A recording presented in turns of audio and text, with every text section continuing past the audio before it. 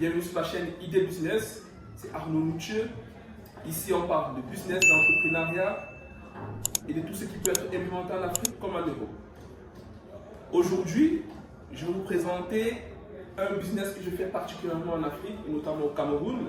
Chaque fois quand je parle dans mes vidéos, je parle toujours que je suis un entrepreneur, je suis un petit entrepreneur. Concrètement, dans cette vidéo, je vous dis ce que je fais concrètement en Afrique, sans tabou, sans indiscrétion. Je vous révèle tout ce que je fabrique quand je suis au Cameroun. Parce que d'autant, quelquefois on dit quand les gars de la diaspora viennent au pays, c'est juste pour les petits. Mais ici, c'est du business concret. Alors, comme vous avez pu voir, ici, je suis dans ma mini-usine de fabrication d'aliments pour poissons. Alors, qu'est-ce qu'un aliment pour poissons? Vous le savez bien, l'aquaculture est vraiment en train de prendre un vent en poupe, non seulement en Afrique ou dans le monde, mais aussi au Cameroun. Vous pouvez le savoir qu'actuellement, les espèces aquacoles sont en voie de finir dans les océans, et aussi le fait de pouvoir préserver les océans avec les bateaux et tout le reste. Notamment, les pays ont décidé de miser dans l'aquaculture. Il y a le gouvernement français qui est en train d'investir actuellement pour que beaucoup de producteurs se versent dans la culture de toutes les espèces qui sont mangées en Europe. Et on sait bien que les Chinois, c'est plus un secret, ou bien les Asiatiques, ils sont les leaders dans la production aquacole. Ici, le gouvernement, notamment camerounais, invite tous ceux qui peuvent se lancer dans la culture, dans la pisciculture, dans la culture de poissons, notamment les espèces d'eau douce qui sont le tilapia, le poisson-chat ou le claria, les carpes et d'autres espèces de poissons d'eau douce que certainement moi je ne maîtrise pas, que certainement ceux qui font la pisciculture au niveau local le connaissent. Ici il me vient en tête par exemple le kanga, qui est un poisson aussi qui est d'eau douce, qui est cultivé, qui est élevé au Cameroun, et aussi le poisson vipère qui est élevé au Cameroun. Aujourd'hui, je vais vous présenter qu'est-ce que je fais en Afrique. Comme je vous ai dit tantôt, vous avez vu, je suis dans la première pièce, disons première ou deuxième pièce, parce qu'en fait, ma petite usine est constituée de deux pièces. Ça, c'est une des premières pièces, une des pièces que je peux normalement présenter comme la deuxième pièce, parce que ici, c'est ici que tout vient se faire à la fin. Mais, vu que je suis dans ce local, je vais commencer déjà à vous présenter cette deuxième pièce, qui est la partie entre guillemets, où se fait la production finale de l'aliment pour poisson, parce qu'il faut bien noter que les aliments pour poisson sont les aliments qui doivent avoir une certaine caractéristique. Ça doit être un aliment qui est flottant, ça doit être un aliment qui doit avoir un taux de protéines qui est au moins égal à 42%, supérieur ou égal à 42% pour avoir un bon taux de croissance ou bien une bonne capacité, une bonne croissance du poisson. Et avoir ces caractéristiques-là, il y a aussi au niveau des tailles du poisson, la taille des aliments, pardon, je vais dire. Les aliments doivent avoir une taille qui va de 2 mm pour les poissons de 10 grammes, qui va jusqu'à 8 mm pour les poissons terminaux, donc de 500 à 800 grammes. Donc au fur et à mesure que le poisson grand, on change de grammage. Alors, dans cette machine, on note plusieurs, dans cet hangar de ma petite usine, on note plusieurs machines. Une machine phare déjà, qui est un mélangeur. Ça, c'est un mélangeur. Alors, cette machine phare, c'est un mélangeur. Qu'est-ce qui se passe? Je vais vous montrer dans la pièce précédente, dans la pièce qui est notamment celle qui est la première pièce où tout commence. Dans cette pièce-là, on fait ce qu'on fait, on écrase. Donc, on va écraser les aliments pour avoir une certaine finesse des aliments. Je vais vous dire quelle finesse il faut parce que ce sont des secrets industriels. Il faut une certaine finesse de l'aliment. Et quand on a cette finesse avec les broyeurs que je vais vous présenter dans une deuxième partie, ces aliments, on les récupère, on vient ici, on commence à les peser selon notre formule. Et quand on fait les peser selon notre formule, on les met dans ce mélangeur. Et ce mélangeur a une certaine caractéristique. Ce n'est pas les mélangeurs qu'on a au Cameroun, parce que j'ai eu à faire les mélangeurs qu'on a au Cameroun, qui sont des très bons mélangeurs. Mais il doit avoir une caractéristique particulière pour pouvoir réussir l'étape suivante. L'étape suivante, qu'est-ce qu'elle consiste? L'étape suivante consiste à mettre dans cette machine, qui est le cœur de mon usine. Si elle ne fonctionne pas, on est mort. Cette machine, on appelle l'extrudeuse. Ok? Là, comme vous allez voir les démonter parce qu'on a travaillé ce matin pour faire certains tests, parce que je suis au Cameroun pour améliorer ma formule, pour avoir une formule qui a un taux de protéines très très élevé, avec une bonne stabilité des aliments dans l'eau. Et il y a aussi quelques petits soucis mécaniques, parce qu'on a aussi besoin d'un bon maintenance, parce que ça nous a fait défaut pendant un bon bout de temps. Et ici, on a pu tomber sur quelqu'un qui fait de la maintenance, qui fait la fabrication de machines, mais pas ces machines-ci. Mais vu que ça reste quand même des machines, il s'y connaît bien. Et du coup, il nous a résolu un problème qui nous cassait la tête depuis un bon bout et qui nous a permis d'être un peu absent sur le marché pendant un certain nombre de temps.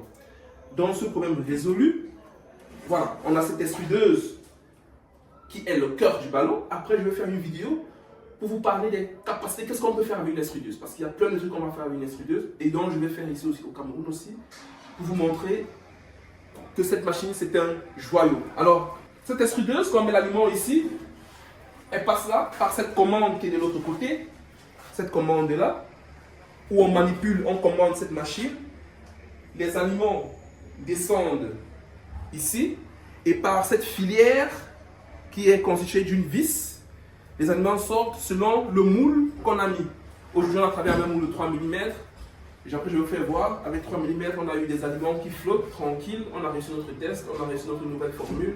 Donc, on va juste encore améliorer parce qu'il y a une certaine texture externe qu'on veut que l'aliment puisse avoir. Donc, demain, on va encore travailler sur ça.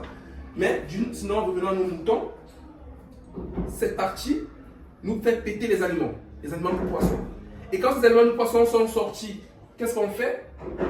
Normalement, dehors, on les étale d'abord parce que c'est plein de vapeur, c'est plein de chaleur, pour que la chaleur puisse se dissiper, la vapeur puisse se dissiper, pour qu'après, quand on travaille, on ne puisse pas avoir des moisissures qu'on va conditionner nos aliments. Les aliments seront à l'extérieur, qui vont prendre un peu d'air. Quand ils ont fini de prendre l'air, on vient sur cette deuxième machine.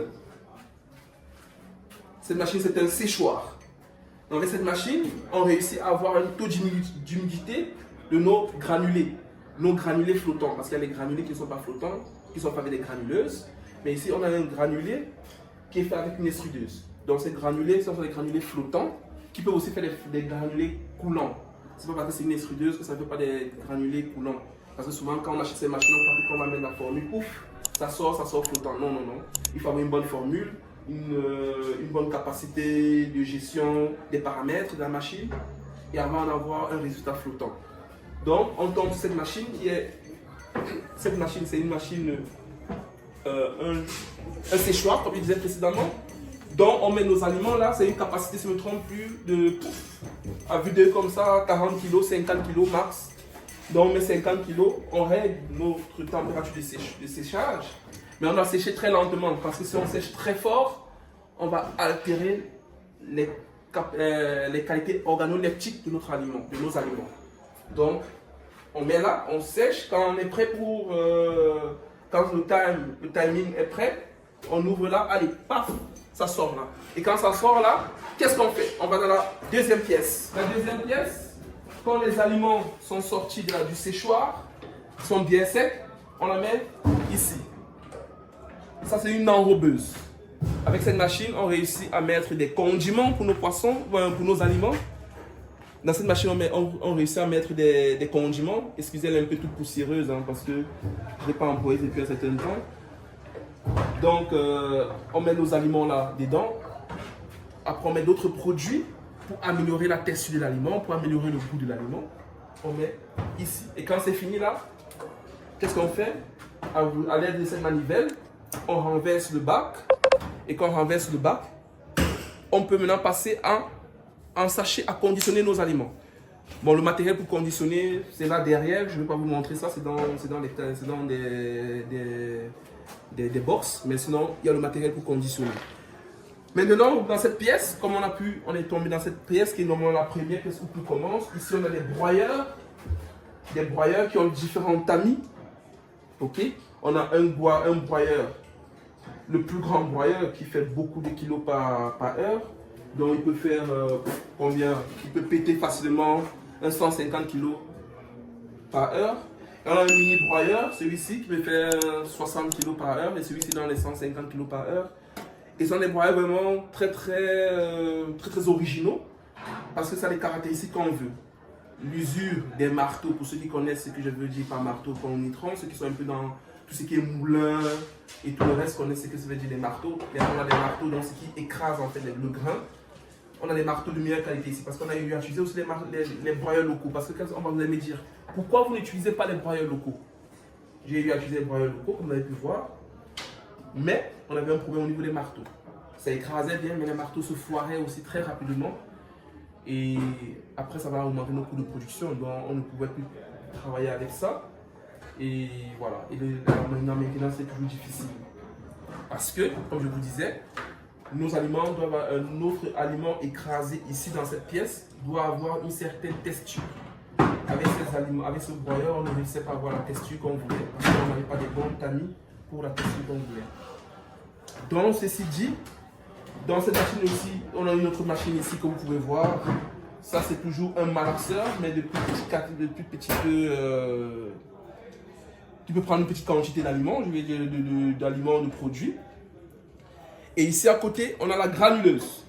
C'est avec ça qu'on peut fabriquer les aliments pour lapin, les aliments pour poules. Mais ça, je l'utilise quelques fois, pas toutes les fois, je l'utilise rarement, mais je l'utilise plus pour ma ferme, pour faire des aliments, pour certains animaux que j'ai dans la ferme. Voilà, ceci dit, je vous ai présenté mon industrie que j'ai au Cameroun, qui fabrique les aliments pour poissons. Donc, on est en train de refaire le packaging, attention, donc on est en train de refaire le packaging, on est en train de refaire les conditionnements avec de nouvelles formules, avec une nouvelle méthode de travail pour que nos aliments soient durables, pour qu'on ne puisse pas amener des maladies dans les fermes des pisciculteurs et qu'on puisse aussi avoir un coût de l'aliment raisonnable. Je passe 90% de mon temps dans cette pièce quand je suis au Cameroun, j'ai un séjour d'1 mois. Dans cette pièce, je passe peut-être combien? 1 mois, 30 jours, je passe certainement 20 jours dans cette pièce, donc 25 jours dans cette pièce. Je suis chaque fois là. Car on est en train de travailler, on travaille. Évidemment, avant de mettre les aliments, on doit peser. Je vais vous présenter une deuxième machine. Cette machine, c'est quoi? Cette machine, c'est ma première machine que j'ai eue quand je commence le business des aliments de poissons. Je l'ai depuis 3 ans cette machine. Elle a eu des soucis. Et celui qui m'avait vendu cette machine, il ne vend plus cette machine. Donc j'ai un peu un souci de pièces. Donc j'ai acheté des nouvelles pièces. Donc on va réussir à faire une adaptation. Moi je vais l'appeler la grand-mère. Parce que c'est à cause de cette machine que j'ai pu acheter la plus grosse. Parce que cette machine, elle me faisait 50 kg, 40 à 50 kg l'heure. Par contre, j'ai une là-bas qui me pète 200 kg l'heure. Donc, voilà, tout doucement on évolue. On pense que d'ici la fin de cette année, on pourra avoir une 3e machine. Parce que quand il y a la demande, souvent on est à court de matière, on est à court de production. Pourquoi? Parce que nos machines ne réussissent pas à suivre la demande. Donc, on compte sur votre fiabilité.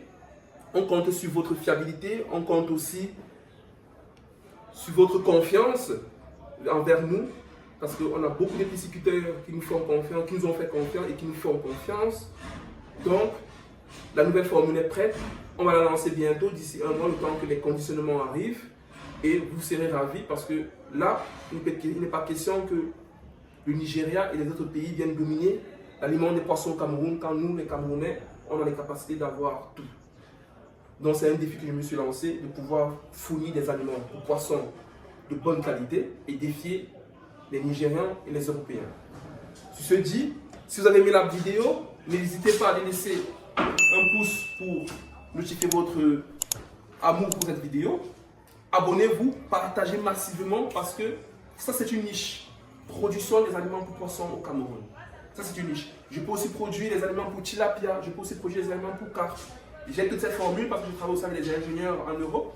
Comme j'ai la possibilité quand même de voir, de rencontrer des ingénieurs quand on est en Europe. Je travaille avec eux et vraiment ils me sont de grande aide pour pouvoir avoir des formules de meilleure qualité et à bas coût et avec des produits locaux. Donc, pour ceux qui demandent où est-ce qu'on peut investir en Afrique, on peut investir dans la production des aliments pour poissons, on peut investir dans le grossissement des aliments pour poissons parce qu'il faut noter qu'au Cameroun, on interdit l'importation des poissons d'eau douce. Donc tout ce qui est poisson d'eau douce est fait et produit, pêché localement et élevé localement. Et on a un déficit de minimum 200, si je me rappelle bien, de 200 000 tonnes. Donc vous pouvez vous rendre compte. Donc, il y aura beaucoup de pisciculteurs. On aura aussi besoin de beaucoup de producteurs d'aliments pour poissons. Et tenez-vous tranquille, la demande ne fait qu'être de plus en plus grandissante parce que je vois le Nigeria, je pense qu'ils vendent maintenant presque tout ici. Tous les aliments nigériens sont ici, ça pollue le marché. Il est hors de question. Le Cameroun doit avoir son aliment. Il y a quelques acteurs, hein, je ne suis pas le seul, il y a quelques acteurs que je connais qui ont eu à produire. J'ai un d'ailleurs que je connais qui est de la diaspora, qui a commencé à produire avec moi il y a de cela 3 ans, on produisait ensemble, on livrait des T1, on livrait une ferme ensemble. Et je pense qu'il conduit toujours sa production, mais je sais qu'il a aussi une ferme piscicole, donc il produisait plus pour sa ferme. Mais sinon, il y a des gars, des acteurs locaux. Mais pour l'instant, les pisciculteurs locaux se plaignent des formules des acteurs locaux. Ils veulent des formules qui sont un peu plus, qui permettent de faire grandir le poisson plus rapidement par rapport aux aliments qui viennent de l'extérieur.